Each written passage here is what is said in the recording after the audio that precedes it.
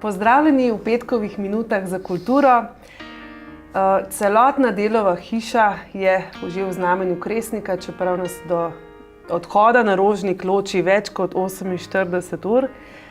Ampak vendarle smo v studio povabili žiranta in tajnika Kresnikove komisije, celotnega Kresnikovega izbora, Igorja Bratoža, da nam pove, kdo je pravzaprav zmagovalec. Igor, že vemo to? Ne vemo.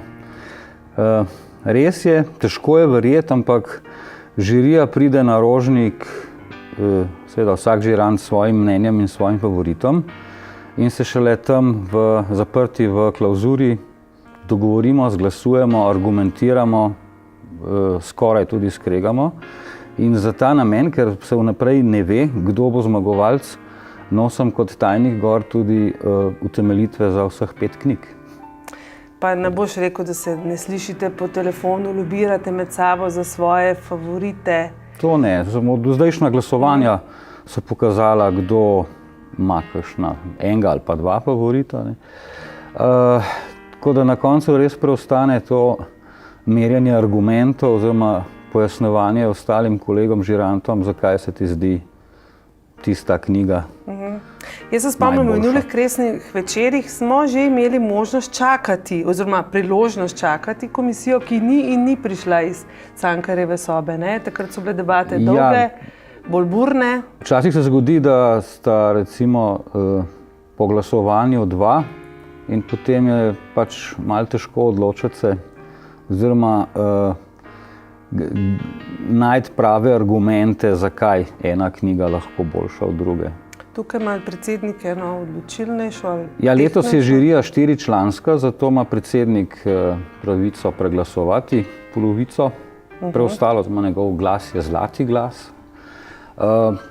Ampak predsednik je demokrat, ne? Domnevamo, da. Ne, mislim, da kakšnih večjih sporov najbrž ne bo prišlo. Do zdajšnje je že filtriranje za 10-terico in 5-terico pokazalo, da približno imamo dosti podobne kriterije. Obnoviva še enkrat to 5-terico finalistov in na kratko s stavkom 2 romane, ki so zdaj v zaključni debati. Roman pokojne Maruše Krese, potem knapovska zgodba Petra Rezmana, zelo jugoslovanska, pa zelo napeta zgodba že dobitnika Kresnika Gorana Vojnovića. Potem je Borut Golob, ne? Ja, precej cinično in ironično razpoloženi Borut Golob Zraklet in pa še tržaški avtor Marko Sosič, svojo knjigo, ki tudi pogleduje v preteklost, v bistvu knjiga o Trstu. Zmagovalec bo znan približno kot ponavadi, ob 10. uri, ko se dan že skoraj prevesi v tisto kratko noč. Bomo oznanili zmagovalca, ne vem, je 23. ali 24. po vrsti. Vsekakor bomo verjetno naleteli na kritike, nekaj smo jih letos že slišali, ampak tako pač je, ne? Okusi so različni.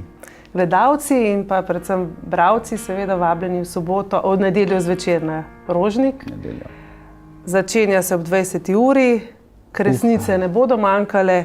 Upamo, da ne bo nevihte. Upamo, kres tudi ne bo manjkal in golaž in potica sta že pripravljena. To pa tradicija.